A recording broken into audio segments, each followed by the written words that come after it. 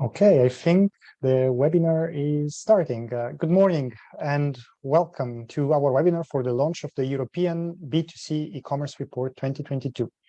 My name is Luca Cassetti. I'm the Secretary General of Ecommerce Europe, which is the European Digital Commerce Association. And before starting, I would like to introduce you to the other speakers. Lina Whittaker, Director of Competitiveness at Eurocommerce, who is launching the report together with us. So welcome, Lina. Sarah Loan, Lead Research Analyst at the Center for Market Insights of the Amsterdam University of Applied Sciences. It's a very long name. In short, CMI, so I will refer to you as Sarah from CMI, who actually executed this report. So welcome to you both.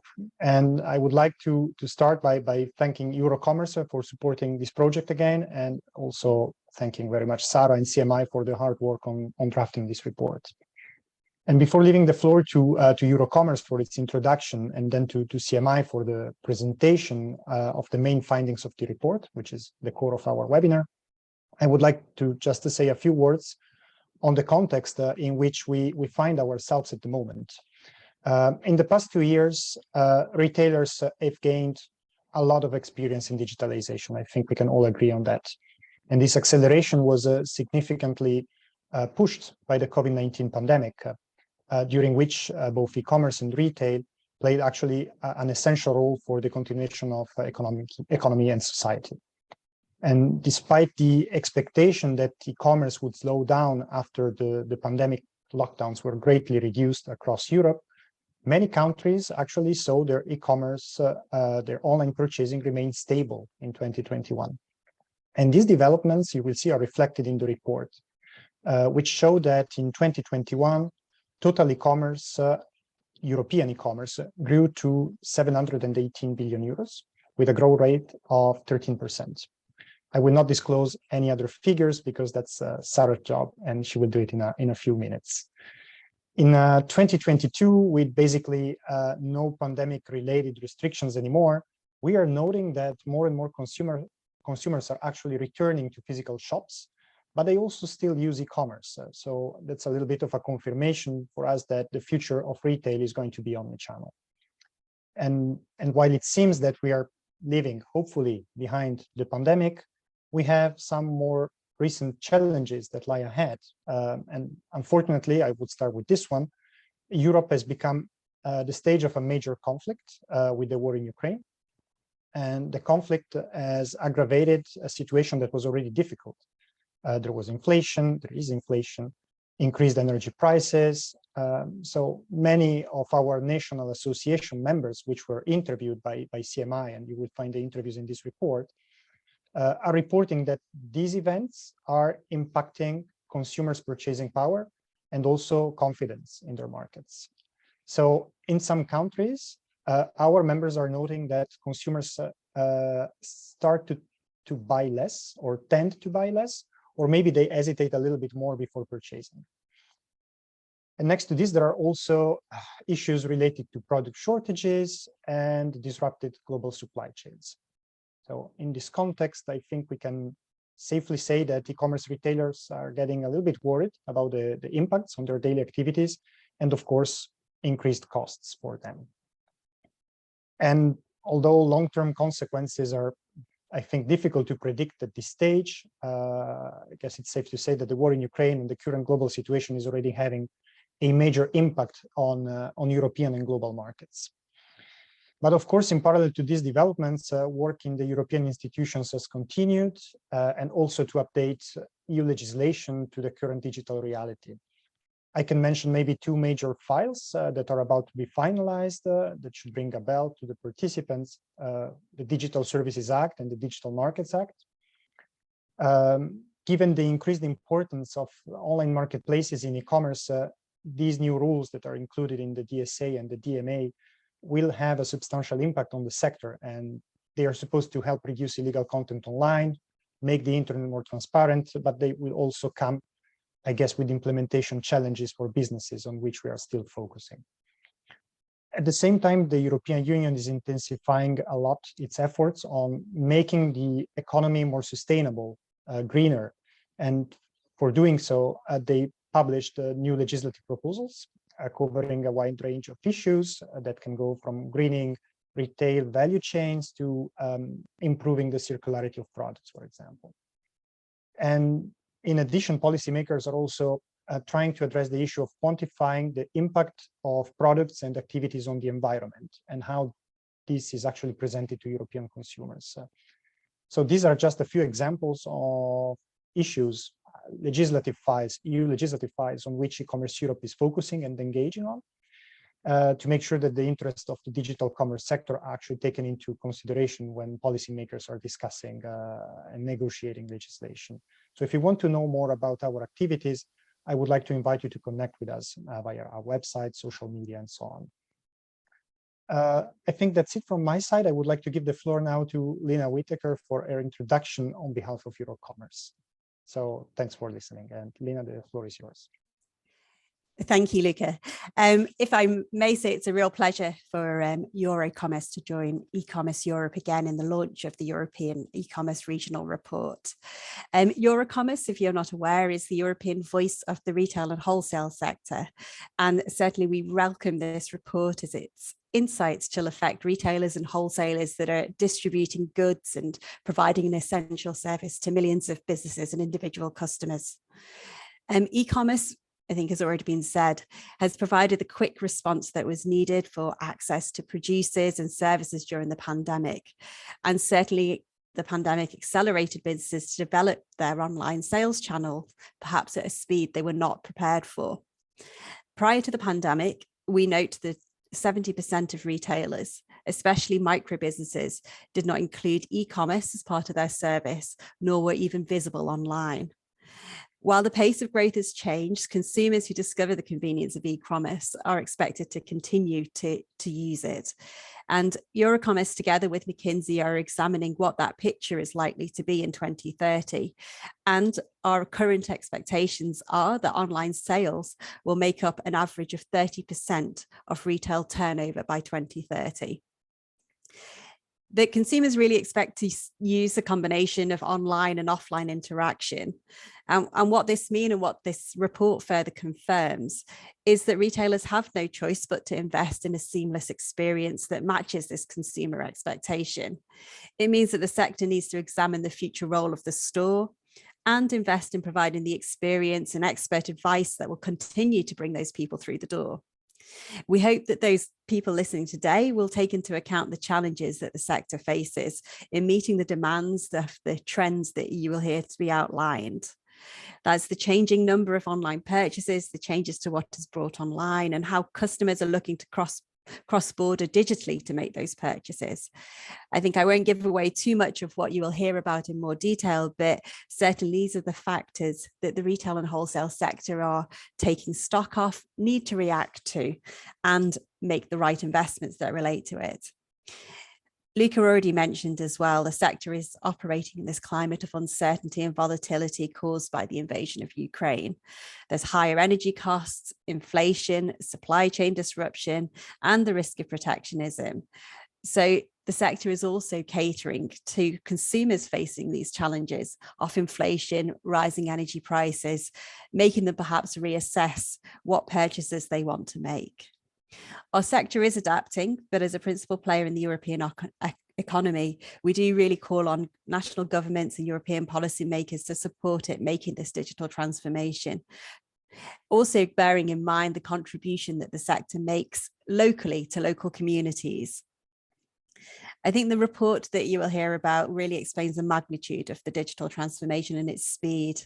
Our own study that I mentioned shall further explain what support is needed and how national governments and European policymakers could perhaps support that. And the support that's needed for small businesses is really different perhaps, or also can come in the form of dedicated support, technical advice and awareness to help them to be present online and sell online so that they can remain part of the town centres and contribute to their vitality, security, and also provide local jobs. More widely, though, digitalisation will also enable all players in the retail and wholesale sector to reach a wider consumer base, deliver a better customer experience, and transform their business operations. That digital transformation journey is an essential requirement to remain competitive. It requires ensuring digital channels and a company's own IT infrastructure is capable to react to the consumer expectations and competitive pressures, be able to use automation and advanced analytics to the best possible extent. The rules in Europe can support that growth and innovation while ensuring fair competition and appropriate levels of consumer protection.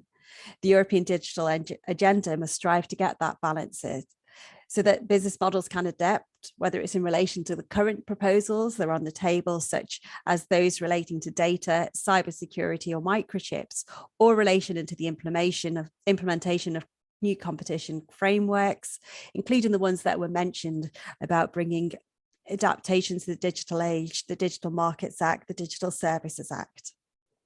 We also need the European policymakers to come forward with a transition pathway, which was promised in the industrial strategy. This will help the sector become more digital, sustainable, and to train its staff and attract new talents, working alongside initiatives such as the Pact for Skills that aims to be finalised by the end of this year.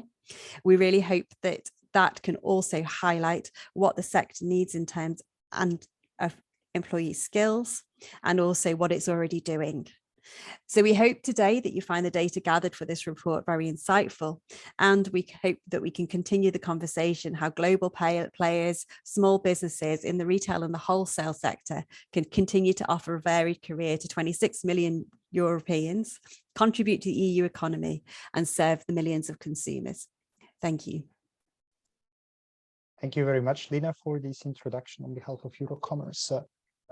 Before giving the floor to Sarah, I would like to just inform the audience that there will be time for questions after the presentation on the main findings of the report. So you can send your questions normally directly via Zoom. There is a Q&A button that you can click on and type your questions in. In case the Q&A button doesn't work, there is also a chat, but I guess that the Q&A will work. So Sarah, I guess the floor is yours. And could you please walk us through the main findings of this year's report? I am going to do my best. Thank you, both of you, for your intros. Let me make this big really quick. Okay, everybody can see that okay? Great. You'll see this and probably my cat shortly. I'm very happy to share with you the 2022 European e-commerce reports that we work together with Ecommerce Europe and Eurocommerce to make. And it's predominantly made with the e-commerce associations, the national associations throughout Europe. So it's a really cool endeavor to get to work on this every year. I'm always happy to do so. That's the cover, by the way, very proud of that. Okay, so that's me. I'm Sarah. I work at the CMI. It's the Amsterdam University of Applied Sciences. If you haven't heard of it, you can check it out. So the report is divvied up into regions. This is a very similar slide to last year. If you tuned in for the webinar last year, this gives you some idea for if you're interested in a region or a country, you can spot it on the map. And going forward, we've split up the regions or the countries into these regions for a better understanding of the economies within those regions, right? That usually trade with one another, have a lot of cross-border with each other. So if you look at a country that you want to spot, then there you go. All right, this slide is always, minimize my thing here, there we go. This slide is always an interesting one. It doesn't change a whole lot. As you can see, internet use throughout Europe as a whole. So we've got Europe, which includes 38 countries actually. In some of the figures, we only include 37 because data is not always easy to get for some countries. And then for the EU 27, and then by region. So those countries split up into the regions I just showed you. For Europe, it hasn't changed a whole lot. We saw a jump from COVID, 87 to 89%, but it's not as massive as we would like to see throughout Europe. And in the EU 27, it's the same, another 2% there. But you can see the difference between the regions actually. And Eastern Europe has definitely come a long way with internet use. This is quite relevant if you're looking at the digital economies to see what the infrastructure or where we're actually going with that. So you can keep this in mind. Okay, let's see. There we go. Great. Another great slide for you.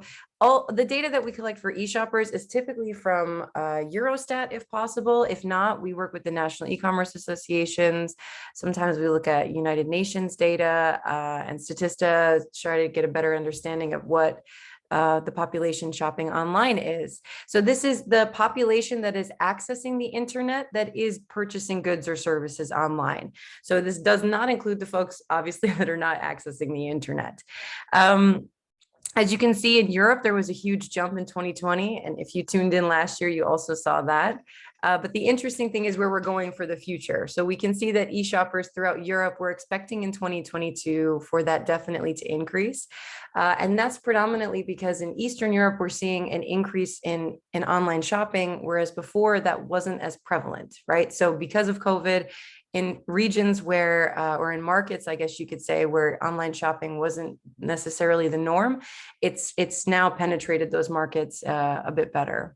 And then in the EU 27, we also don't notice, massive growth, but it is still supposed to be higher in 2022. Although, to be fair, I must say that a lot of the data collection that we did for this report was done in the early months, the first quarter of 2022, which, as everybody knows, a lot of stuff has changed since then. So there could be differences in the future. So unfortunately, that's the way of the world, I suppose. And then the e-shoppers by region, you can see that Northern Europe actually leads consistently when it comes to this online shopping. And Eastern Europe, like I said, it looks a little low, though this has grown substantially in the last 5 to 6 years that I've been working on this report. And I think it's going to continue to grow after COVID. All right, I hope you can all see this. It's a little small, but this is in the report. So you can just check it out there if you are interested more. So for frequency of online purchases, this is in the last 3 months of 2021. You can notice I highlighted Iceland and Malta because I thought it was very interesting that it's 6 times or more. They are the most likely to be purchasing very frequently. And later on, they also come up when it comes to cross-border shopping for the fact that they like to shop from the rest of the world and from outside of their borders rather than from national sellers. So that's quite interesting. And I think this is typical in a way for island nations, but I'll get to that in a minute. I think not much has changed when it comes to the frequency of online shopping. I should say that when it comes to national sellers, I think the Netherlands is actually on top. And so they purchase pretty frequently, and they also shop quite often from national sellers, though. So hopefully that was not too quick. Again, you can check this out in the report, and you can always email me if you have questions. I included 2 additional graphs this year in the report, the EU 27, this is particularly for the EU 27 and their perceived barriers to online shopping, and then the EU 27 product category purchasing. It's a little bit easier to get data on the EU 27, and most folks are operating in those countries and those regions. So figured that would be best. You can see that any physical goods is pretty high. Most people are purchasing physical goods. So we split this up this year with the light blue being physical goods, and then the more dark blue and or purple color, depending on your eyesight, that's services. So you can definitely see that goods are leading. However, services definitely gets a lot still of purchases in 2021. And then for perceived barriers, I think this is always quite important for folks. They want to see, where are we lacking?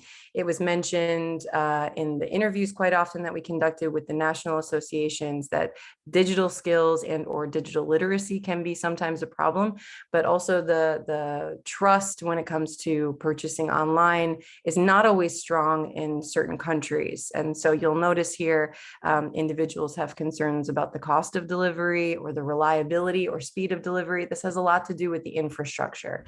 That's what many associations have commented on in the past and as well as this year. And then individuals who have concerns about payment or security. So I highlighted 3 of them because they are really quite high for individuals just preferring to shop in person or who like to see the product. So this is something that is not necessarily, it doesn't necessarily indicate that they don't shop online, but there are some product categories that folks in these countries still would prefer to see a product, touch it, and then actually talk to somebody. But there are some other concerns in these countries that I was not expecting. For example, in the Netherlands, I was not expecting that 40% would have concerns about payment or security or privacy. That was pretty shocking to me. And also in Portugal, I thought that was pretty shocking. And then in Malta, they actually said that 43% lack of the individuals that were surveyed lack the necessary skills. So this goes back into this conversation around digitalization, where we're going in the EU 27 when it comes to digitalization, not just of the retailers and what types of technology they're using in their stores and their online stores, but also for the consumers themselves, right? Where are we going with digital skills and literacy? Okay, I better speed it up. I don't want to waste too much time. This is for this graph is typically in the report. This is for purchasing cross-border and nationally 2021, last 3 months, for folks who did purchase online. As you can see, I highlighted Malta here because Malta is consistently fairly high in purchasing from sellers from other countries, EU or non-EU. Not so much from sellers from unknown countries, but also sellers from the rest of the world. The light blue bar, which you see very high in most countries, is from national sellers. This is probably not news to anybody, but when you see it in a smattering of countries in this way, it looks kind of like, yeah, okay, this is all just data, right? Okay, well, so I made it a little bit more easy for you to digest for maybe some of the more important aspects here. So I thought this was really interesting. If you split these up, you can really see the differences. If you look outside of the EU single market, you really see the purchasing from national sellers is incredibly strong.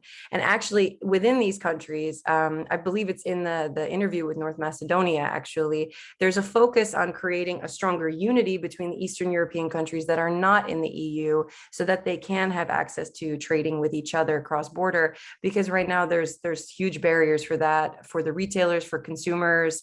And so you can really see that borne out in the data. And then the island nations, I thought this was also very interesting, are consistently the more likely to shop from anywhere except for sellers from unknown countries, right? That's quite low for them, but they're very happy to purchase from sellers from EU or non-EU countries, not so much unknown though. So you can really see that difference in purchasing from outside of their borders. And then in the largest markets, you see a bit more of this fluctuation that matches with the EU 27 figure. So if I go back one, maybe I can do that. You can actually see that the EU 27 in the bottom right is a little bit more similar to the largest markets and what they're doing. So that's just an idea to give you an idea of the differences between the markets and the regions that they're in. This is also how we split up the regions for a better understanding of what they're doing and who they're trading with. Okay, and then because we're talking so often about digitalization, and I do think this is really important, it's actually one of the important trajectories for the university that I work for, that we are focusing on digitalization, sustainability, and diversity. It's 3 Ds in Dutch, but that sustainability is something different. So within the EU 27, I wanted to show the digital intensity. And you might think, okay, yeah, what is that? So if you have time to read the report, which you should, you can find it a bit easier, and then you can really delve into this.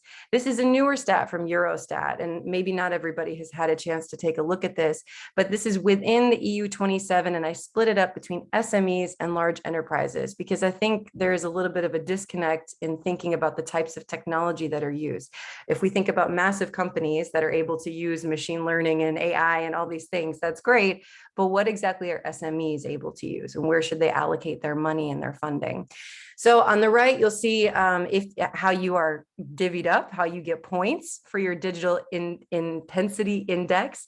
And you can see that SMEs typically are much more likely to have very low or low digital intensity index, meaning that they maybe don't use any Internet of Things, or they might not even have a CRM system, or they might not use any social media actually.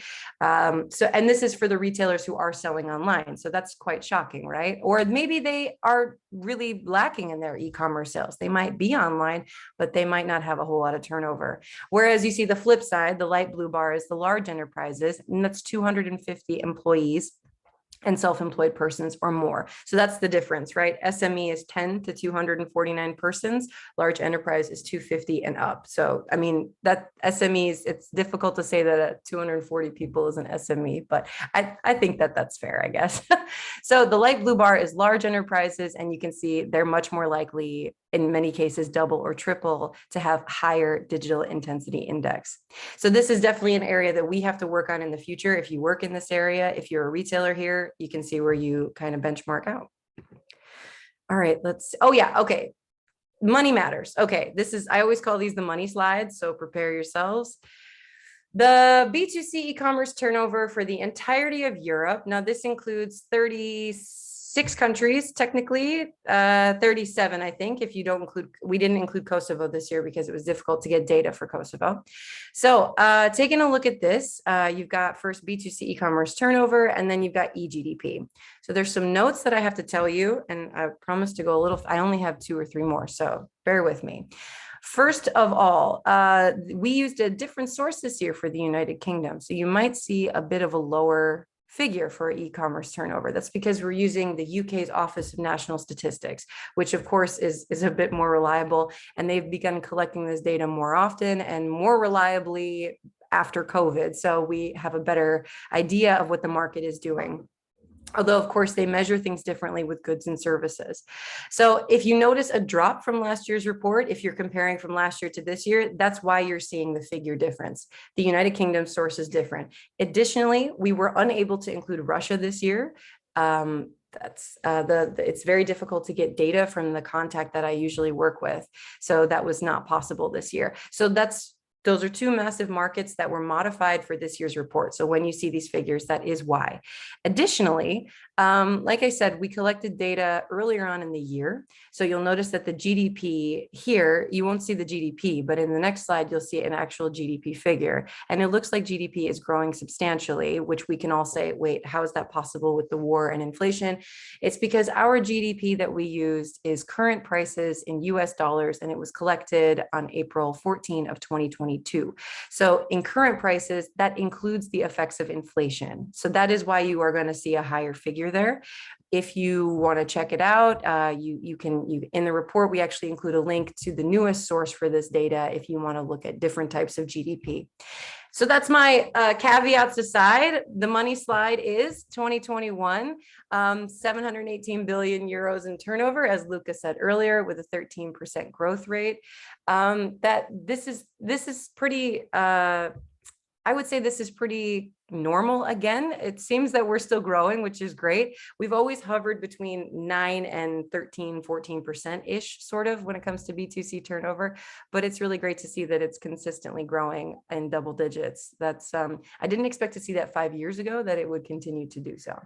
And then the eGDP throughout Europe is still quite high, although with inflation and all the comments that were being made about the purchasing power of consumers and their confidence, of course, that's always taken into consideration as much as possible.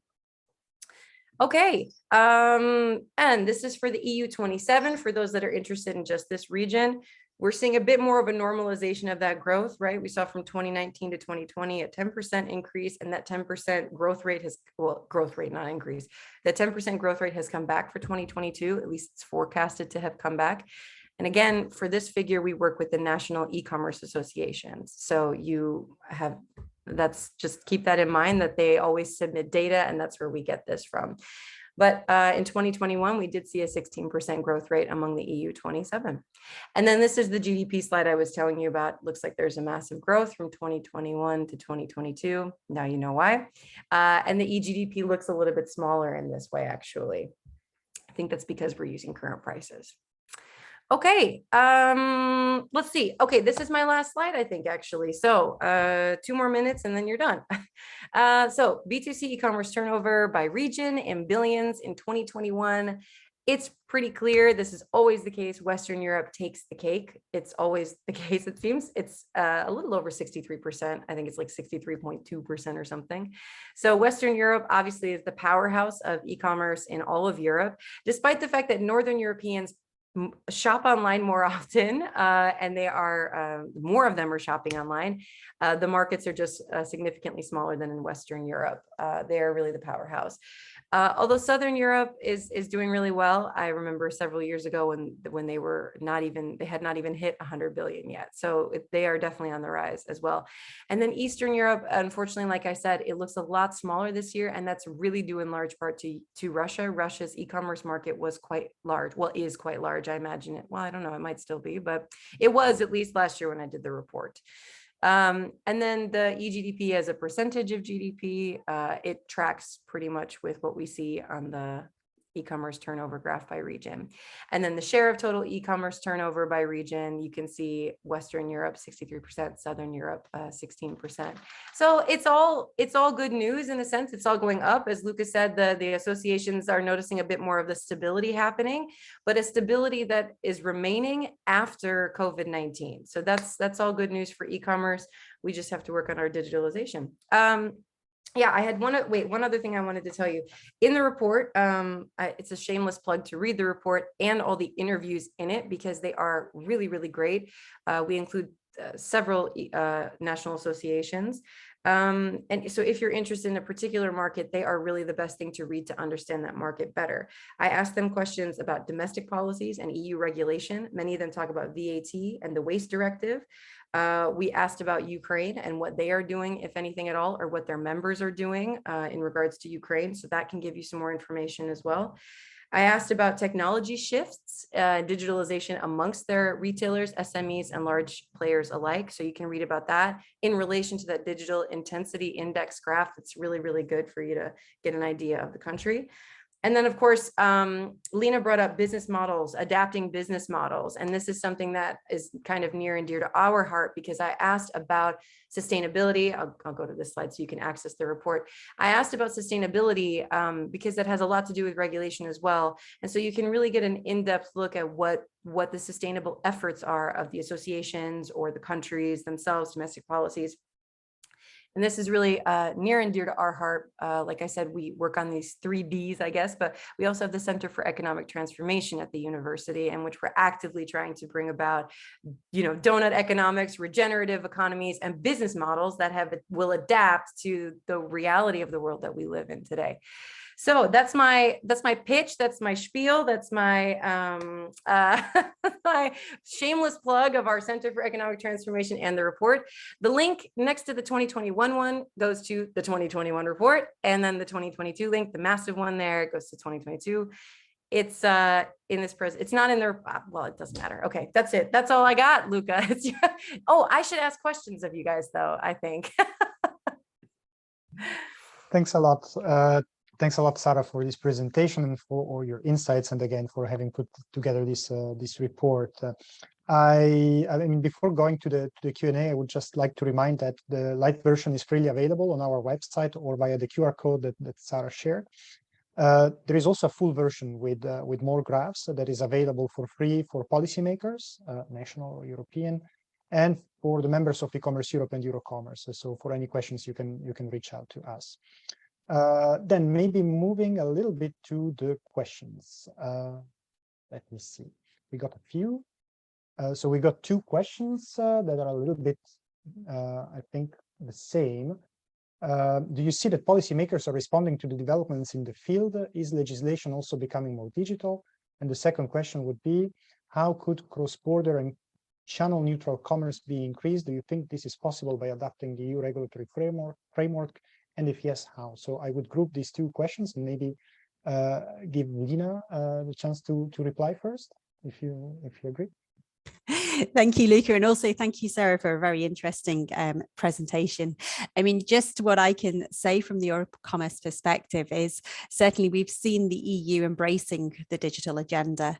If you think of the competition rules, they've just been adapted to the digital age and the vertical relationships, and also to an extent, it's also coming through in other things on the competition agenda and the legislation we've seen, the Digital Services Act, the Digital Markets Act, and the other points that I think we mentioned certainly on data, cybersecurity. The study that I mentioned really is looking at how legislation and policy, soft policy, all of the things that could come from the EU level that can help make that transformation digitally. I think certainly for the SMEs, I think it's been brought out by Sarah's presentation as well, that the needs there are different, and what can help bring them along is getting the access to the advice, the support, and the awareness to raise the SME level of digital intensity. But also, I think it's the points that I mentioned in my introduction as well is that it is also a wider change needed for digital channels, infrastructure, automation, advanced analytics, to be able there to be the skills in the market that can also help make that change, make there be available the data-driven scientists to help make sure everybody can be part of it and have the right level of SME intensity. Certainly just on the second question that was mentioned as well, I mean, cross-border, if you're not aware, Eurocommerce together with Business Europe, Digital Europe, ERT and Eurochambres came yesterday with a statement about how the single market and having a single market approach can really drive change and help make this digital transformation. So I think there are a few recommendations in there about considering it from a single market perspective. And I think this is certainly what the EU could do to help and also consider this in its policy making going forward. Thank you. Thank you, Lina. Maybe I can also partially address these two questions and group them as well. I think that something very important to be mentioned here is also the regulatory fragmentation that we still experience. It's a little bit along the argument of the single market that you mentioned before, Lina. We still see a lot of legal fragmentation across the European Union, despite the tentative from the European Commission to try to bring more harmonization in legislation, like essentially commerce legislation, like consumer and contract law. They're only minimally harmonized. I mean, not all rules are minimally harmonized, but many of these rules are minimally harmonized. And that's, of course, a barrier when you want to go cross-border. If you're an SME and you have to deal with potentially 27 different frameworks, if you include also your country, that can be a pain, actually. So in e-commerce Europe, we always try to strive for a full harmonization as far as it is possible, of course, as a key potential solution to increase cross-border e-commerce. So that's something I wanted to mention as well. Let me see if there are more questions. I see one question, I guess, for you, Sarah. Let me find it again. Yeah. How much of the e-commerce growth is driven by price increase in 2022? Are you able to address that one? Yeah, I mean, unfortunately, I think it's a really hard one to answer because the data that we collected, like I said, was predominantly in Q1. So including working with the national e-commerce associations, that data that they had already collected, I don't want to say it's out of date because I do think it shows where we're going as a trajectory, and that's important to see. But I would say that it's not possible to read the report and to think that it had included everything that we know up to this date. I look forward to making that one next year, though, so that we can better I think as the year progresses, we're going to take a look at this more and more, though, and try to understand where that's going. And maybe that's something for later on in the year that we do sort of an update or something like that. I'm not sure, because this year has been, like COVID, an exceptional year in what we're dealing with. So I hope that answers it. It's a non-answer, but. Thanks, Sarah. I see more questions coming in, so I'm trying to, they come both from the chat and the Q&A, so it's a little bit of going from one to the other. So we have okay, starting with great presentation, thank you. So that's for you, Sarah. Looking at cross-border revenues, have you analyzed how the revenues are generated? Do customers use more, in brackets, international marketplaces or shops in foreign countries? Okay, so for this one, I would say we are not able really to look at cross-border revenues, and that's because that's really up to the retailer to decide to share that with us. So if you have members that want to share that with us, that's great. Happy to take that data. So it's not possible for us to have cross-border revenues in that way. We can get a percentage of the folks who are shopping cross-border. We can get a percentage of the retailers who offer cross-border so that you can purchase from another country and get it shipped there. We can find that data out fairly easily. And there are some national associations who are able to collect really great data from their payment service providers or their members, so we can get a better idea, but not throughout all of Europe are we able to really analyze that. But I would say, looking at web traffic, last year we did and in the 2021 report, there is a web shop content analysis of the EU 27. And we actually took the 30 leading web shops, i.e. with the most views, the most eyeballs, essentially in every country in Europe. And we did a content analysis of those web shops. But with that content analysis is also the web traffic analysis.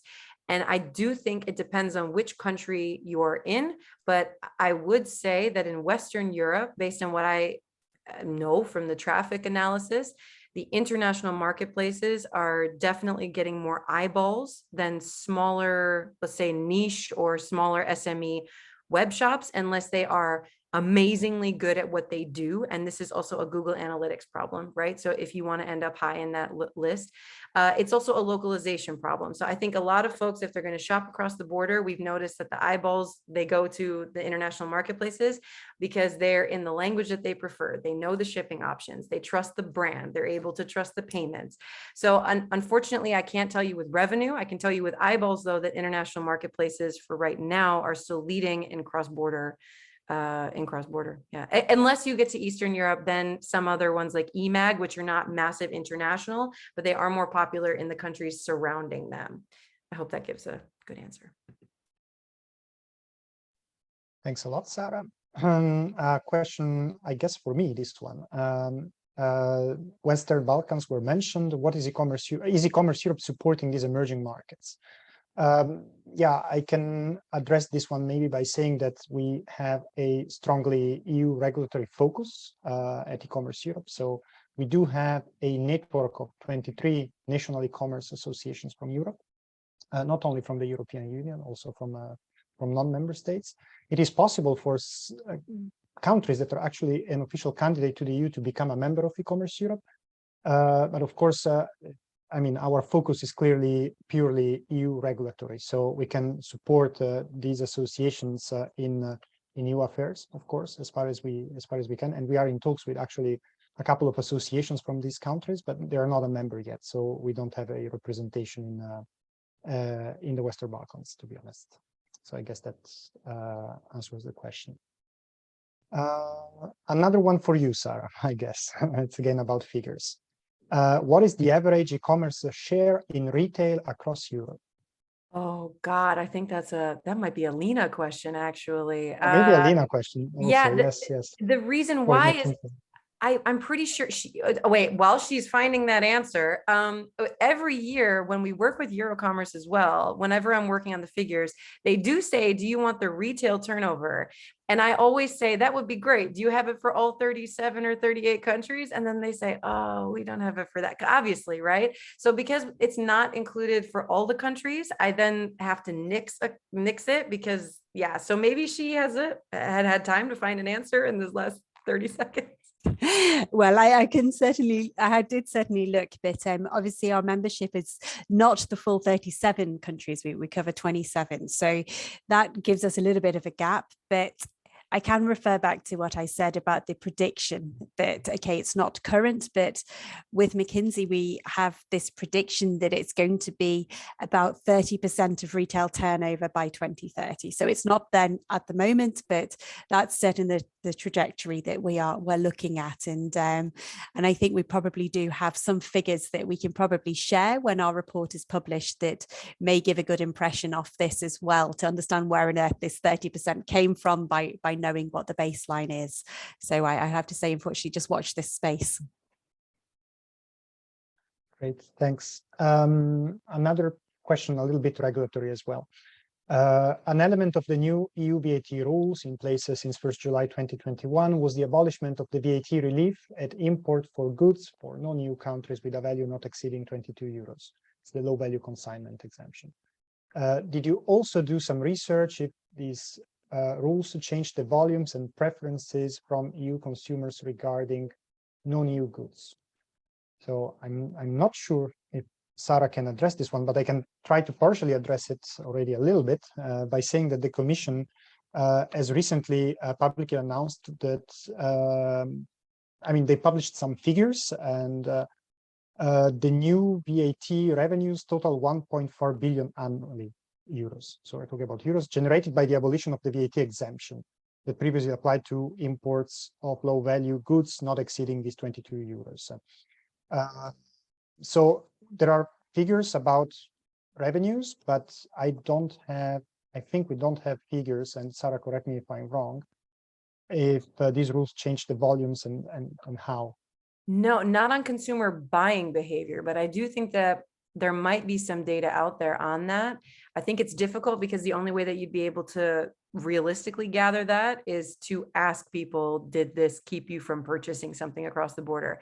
What I can say, because then of course that's fallible, right? Because everybody will say, oh no, I still purchased or whatever. But I can say that before this VAT rule, there have been several consumer surveys done, and one of the main, I guess, findings of these sort of consumer behavior surveys is that if they purchase from a retailer and they don't realize it, and it comes to the border and they have to pay, let's say, customs before they can get it released, they typically will never purchase from that retailer ever again, especially if the cost was not upfront, or they didn't know it, or they were unaware. So I do think that if you can extrapolate a little bit from that, it's very likely that folks would not be purchasing across the border with any kind of increase in their own purchases, right? And if they did it and they figured it out and then it hit them hard in the wallet, they're probably not doing it anymore.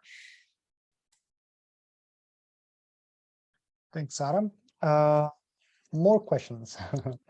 There are actually 3 questions from the same person, so maybe I will do it one by one, so you don't get lost. Regarding cross-border shopping data, I understand the data are about number of people buying cross-border and not spending cross-border. Any idea on how much e-buyers are spending in cross-border shopping? Again, this one is so difficult. We just have to do a consumer panel, basically, because what do you define as cross-border, right? This is also a question that we have to ask when we're in the EU single market. If I live in the Netherlands, but I decide to pay with but I'm German, let's say, so I decide to pay with my German bank account, but I live now in the Netherlands, but I'm buying something from the Netherlands. Is that cross-border? Does the bank see it as cross-border? Does where's the fulfillment center? Is it from the, so it's such a, I think it's a difficult question, but I don't have any data on revenues, unfortunately. But whoever answered that or asked that, if you have it, you can always send it to my inbox. It was Marc Olivier from the French Association for that. Then I know he has it, so he can send it to me. Second question, always from Mark. Any further details on UK figures and the fact that they seem to revise their data? Yeah, so this is because in the past, especially pre-COVID-19, they did not, the UK Office of National Statistics was not collecting regular data on this in a way that was translatable in any way. Their methodology also was not entirely clear for if they were including goods, services.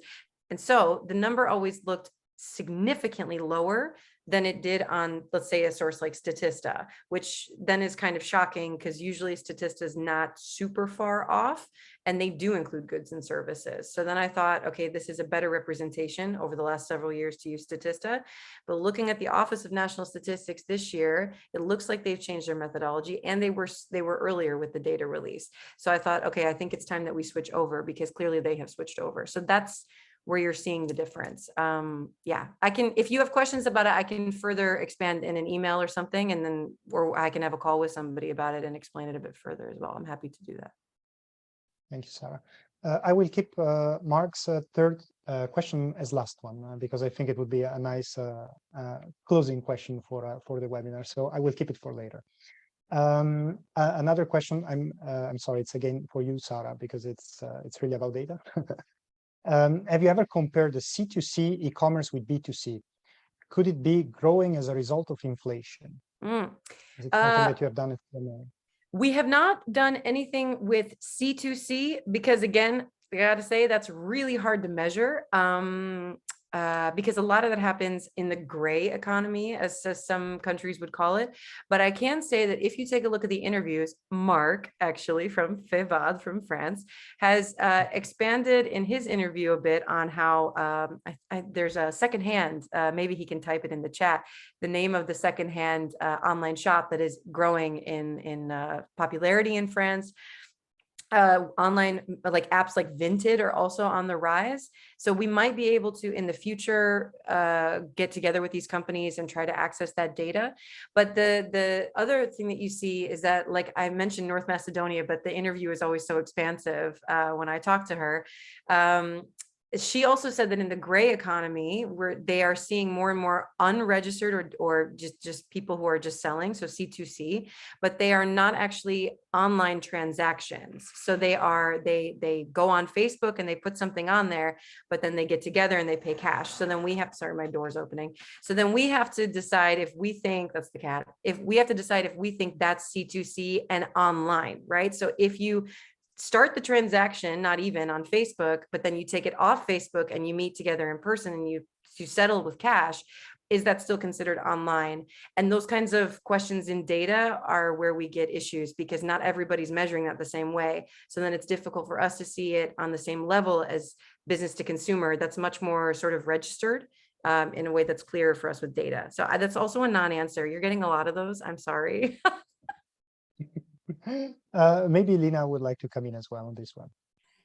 I think not to give exact data, but perhaps to also say that this is somewhere and something that needs to maybe watch this space, because certainly we are seeing in general changes in consumer behavior as a result of inflation. And certainly if you look at groceries and how this will translate to online sales as well, we see down trading and we see changes in what consumers are buying, and we expect this to continue. So I think it may be that this be a new trend, or it could be that people are looking more online, they're essentially much more price sensitive. So certainly I think it needs to be looked at and see what changes. And obviously the retail and the wholesale sector will be in the position where they have to react to this. So it perhaps is something to keep on the radar, certainly. Yeah, Luca, if I could just add to that, I think Lina's a spot on. And I also think this is a sustainability question as well. So the C2C and the secondhand is not just about the inflation, but the anonymous is right about that. And so is Lina.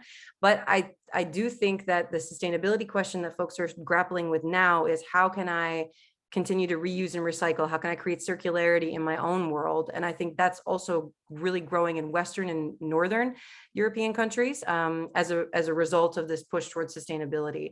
Hence the repair and how we reuse our appliances. And this is all a part of that same conversation. So I think Lina's right. We need to keep an eye on this for consumer behaviors. Perfect, thank you. We still have a few more questions and we still have some time, so I will just continue. Let me see. Is there a reason why there is not much confidence in online payments? Is there a difference between selling from national sellers and cross-border? I keep hearing my cat move my door and I think, oh God, okay. There is definitely a reason for the lack of trust. And this is something that if you deal in academia, in like the literature, academic literature of online shopping, which sounds very abstract and theoretical, and it is more difficult for online retailers and the infrastructure of online to get people to trust. That's very difficult. And there are mechanisms to get them to trust more, but those are not fully fleshed out in a lot of places. You can see the same thing kind of if you look at the trust that people put in their government, right? In their online, their ability, like e-government development index, which is why I included in the report, because if you see that people trust their e-government services, then it's more likely that they will also trust the online shopping infrastructure. I'm sure you both have something to say about this as well. But in some countries, that's just still not there, which is why you see still cash on delivery. And cash on delivery is always, it seems to always result from a lack of trust in either the retailer, whether or not they exist, or the payment service provider, or putting their credit card details online, data privacy and protection on the online shop, or the infrastructure of actually just receiving their package. There's a lot of places in Europe where it's iffy if you're going to get it. So they still opt for cash on delivery, which is a huge barrier for SMEs more than anything. So I think hopefully I answered the question. I don't know if it's not much confidence. That's why. So in some countries, there's not a lot of confidence because the infrastructure is lacking, as is their trust. And I think that we just have to do more outreach. This is also a digital skills thing, digital literacy. I think we have to do more outreach, but also the retailers that we are working with, the SMEs that we work with, we also have to bring them into this new age to get consumers to trust them a bit better. So it's like everybody has to come in this direction. It's a movement we have to make to get folks to trust this online. Thank you, Sarah. Maybe Lina, would you like to comment as well on the issue of payments? Yes, I think just to mention as well that I think what we are seeing is that certainly e-commerce sales attract higher payment costs. And this was linked because they were deemed to be riskier. And so looking at it from the SME perspective on selling online as well, it could have been a bit of a barrier to some of these businesses and offering their services. But here we see some changes in the EU legislation framework, and there's more authentication through, and ultimately helping there be a lower risk, also equivalent to what's experienced in brick and mortar sales. So it's also an area that perhaps the EU could perhaps help to also help SMEs sell online because of things that have been made to ensure and promote online safety and online safer selling. So I think it sort of complements what you said, Sarah, but it's from the side of how we can get more people online as well. Certainly needs to make sure that SMEs know as well that this is there, and perhaps involve some legislative action from the EU. Maybe also to quickly react on the payments issues, just thinking out loud, but there could also be some remaining concerns from consumers with regards to privacy, because they have to share their card details online. So that could also be an issue for some consumers. Maybe something went wrong in the past. Maybe there was fraud that happened, or maybe bad customer experience during the checkout process. So these are all things that could actually hamper a little bit the online payment experience. But yeah, I'm just making some some assumptions here. But my payment experience online has always been fine. So that's, at least I never had fraud. So I hope it will never be the case. So we will see for the future. Let me see if we have maybe, I mean, we are reaching almost 12. So maybe I would like to have one last final question. So that I'm still stealing from Marc L'Olivier. What is your personal feeling on the 2022-2023 evolution? And maybe we can ask this question to the three of us. Starting with Sarah, maybe? Yeah, probably one of you should finish, because I think you have more important things to say. Okay, 2022, 2023. I think based on the interviews that we did with the national associations and some other data that I've seen, and what I see other organizations working, because it's such a multifaceted industry, if you will. This e-commerce touches so much, right? Industry, stakeholders, everybody that you can think of.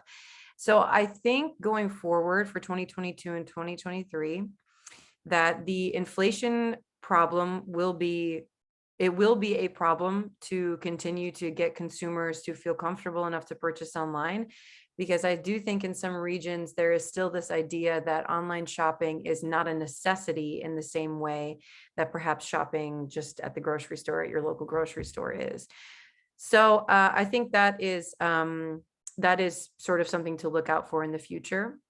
I also think that e-commerce is going to continue to grow. Despite that, it might not grow at the fastest rate, but I think it's going to continue to grow.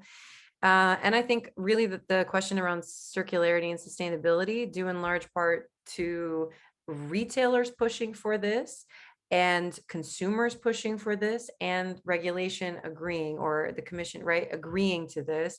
I think we are pushing more and more in that direction. And it is, I think we have to be mindful of where we're going with that to make sure everybody can stay on board with us.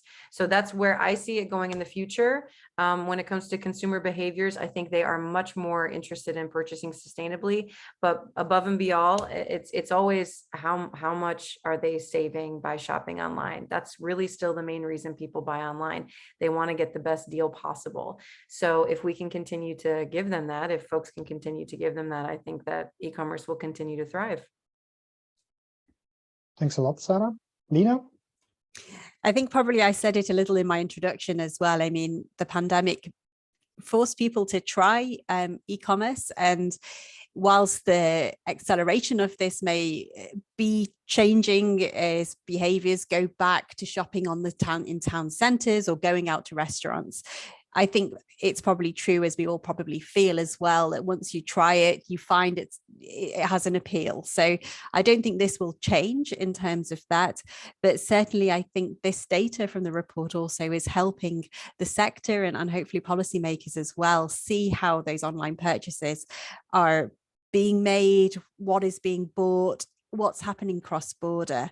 And I think together with the sector, we really need to look at what investment is needed for SMEs and also large companies to be able to make this digital transformation, and do so alongside making sure that there is a way to also meet the consumer demand for sustainability, and also just making sure that there are the right people that can also help the sector take advantage of these transformations by having the right skills available.